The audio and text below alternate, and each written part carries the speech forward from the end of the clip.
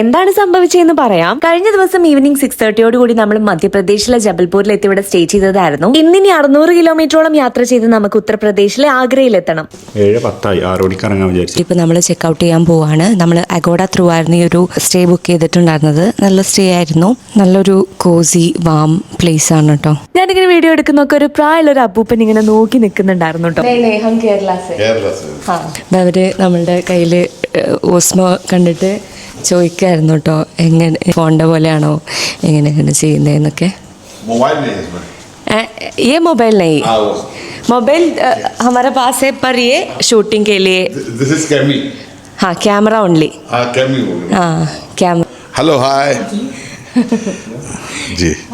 ഇത് നമ്മളുടെ ഹോട്ടലിന്റെ ഈ സ്റ്റേന്റെ ഓണറാണ് കേട്ടോ. അപ്പൊ അവര് ചോദിക്കായിരുന്നു എങ്ങനെയുണ്ട് റൂം സ്റ്റേ. എന്റെ കയ്യിൽ എന്റെ വ്ളോഗിംഗ് ക്യാമറ ഓസ്മോ പോക്കറ്റ് 3 ഉണ്ടായിരുന്നു കേട്ടോ. അപ്പൊ ആള് വൈഫിന് കാണിച്ചു കൊടുക്കാനാന്ന് പറഞ്ഞിട്ട് അത് ഫോട്ടോ ഒക്കെ എടുത്തു. പിന്നെ ആൾക്ക് എന്റെ പ്രായമുള്ള മോളുണ്ട്, കാനഡയിലാന്ന് ഇങ്ങനെ വിശേഷമൊക്കെ പറഞ്ഞു കേട്ടോ.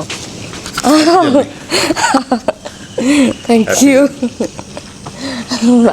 ഇതായിരുന്നു കേട്ടോ നമ്മളിവിടെ ബുക്ക് ചെയ്തിട്ടുണ്ടായിരുന്ന hotel room, the grand Jabalpur. ഭയങ്കര നൈസ് ആയിട്ടുള്ള ആൾക്കാർ കേട്ടോ. പൊതുവെ ഞാൻ ഇത്രയും കാലം കേട്ടിട്ടുള്ളത് എന്താണെന്ന് വെച്ച് കഴിഞ്ഞാൽ കേരളം വിട്ട് അങ്ങോട്ട് നോർത്തിലേക്ക് പോകുന്തോറും സ്ഥലമൊക്കെ ഭയങ്കര മോശമാണ്, ആൾക്കാരൊന്നും കൊള്ളില്ല, ആ ഒരു രീതിക്കാണ് ഞാൻ കേട്ടിട്ടുള്ളത്. കേട്ടതിന്റെ പ്രോബ്ലം ആയിരിക്കാം ചിലപ്പോൾ. എന്റെ എക്സ്പീരിയൻസ് നേരെ ഓപ്പോസിറ്റ് ആയിരുന്നു കേട്ടോ. ഭയങ്കര നൈസ് ആയിട്ടുള്ള ആൾക്കാരായിരുന്നു ത്രൂ ഔട്ട്. ആൾക്കാരോട് ഇടപഴകിയെടുത്തോളം ഭയങ്കര സ്വീറ്റ് ആയിട്ടുള്ള ആൾക്കാരാണ് കേട്ടോ.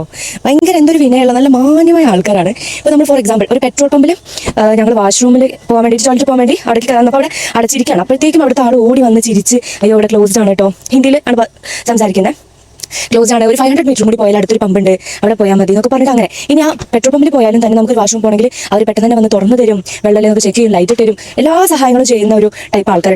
നമ്മൾ മധ്യപ്രദേശ് വരെ എത്തിയിട്ടുള്ളൂ കേട്ടോ. നോർത്ത് എന്ന് പറയുമ്പോൾ ഈ UP ബീഹാറൊക്കെ ഉണ്ട്. അതൊക്കെ പൊതുവെ ബാഡ് റെപ്യൂട്ടേഷൻ ഉള്ളതാണ്. ബാഡ് റെപ്യൂട്ടേഷൻ ആണ് അവരുടെ ആക്ഷേപിച്ച് പറയില്ല, പക്ഷേ ഇതേപോലെ എനിക്ക് അറിയണ്ടാവും അത്ര വെൽക്കമിങ് ആണോ അല്ലേ എന്നുള്ളത് അറിയില്ല. എല്ലാ സ്ഥലത്തും നല്ല ആൾക്കാരും മോശം ആൾക്കാരും ഉണ്ടാവുമല്ലോ. ഞാൻ ഈ കാണിച്ച മധ്യപ്രദേശിൽ ബുക്ക് ചെയ്തിരുന്ന ഹോട്ടൽ റൂമിന് ആക്ച്വലി ഇവിടെ വന്ന് ബുക്ക് ചെയ്യുകയാണെങ്കിൽ 3000 ആണ് കേട്ടോ റൂമിന് കോസ്റ്റ് വരുന്നത്. ഞങ്ങൾ അഗോഡ ത്രൂ ആയിരുന്നു ബുക്ക് ചെയ്തിട്ടുണ്ടായിരുന്നത്. നമുക്ക് 1500 ആണ് കോസ്റ്റ് വന്നിട്ടുണ്ടായിരുന്നുള്ളൂ. ഇനി ഇതാ നമ്മൾ ഉത്തർപ്രദേശിലേക്ക് കടന്നിരിക്കുകയാണ്. ഇത് മെയിൻ ഹൈവേ അല്ല, ഒരു ഗ്രാമത്തിലൂടെ ഉള്ള ഒരു പാത്താണ് നമ്മൾ ചൂസ് ചെയ്തിട്ടുണ്ടായിരുന്നത് കേട്ടോ. ഇവിടുത്തെ പ്രകൃതി ഭംഗിയും ലോക്കൽ ഏരിയ ഒക്കെ ഒന്ന് കാണാന്നുള്ള ഒരു പ്ലാനില് ഇതൊന്നും ഒട്ടും പുരോഗമിക്കാത്തൊരു സ്ഥലം പോലെ ഉണ്ടായിരുന്നു കേട്ടോ. നമ്മളെ പോലെ ഒരു ആൾക്കാരും വണ്ടിയൊക്കെ നമ്മൾ തന്നെ ഉണ്ടായിരുന്നുള്ളൂ. ഇനി ഇതാ വീണ്ടും നമ്മൾ ഹൈവേയിലേക്ക് കയറിയിരിക്കുകയാണ്. ഇത് ബുന്ദേൽഖണ്ഡ് എക്സ്പ്രസ് ഹൈവേ ആണ് കേട്ടോ. ഇത് നേരെ ആഗ്രയിലേക്കാണ്. 5 hours ഇനിയും ട്രാവൽ ചെയ്യാനുണ്ട്. ആഗ്രഹത്തെ വിശേഷങ്ങൾ ഒരുപാട് പറയാനുണ്ട്, അത് അടുത്ത വീഡിയോയില്.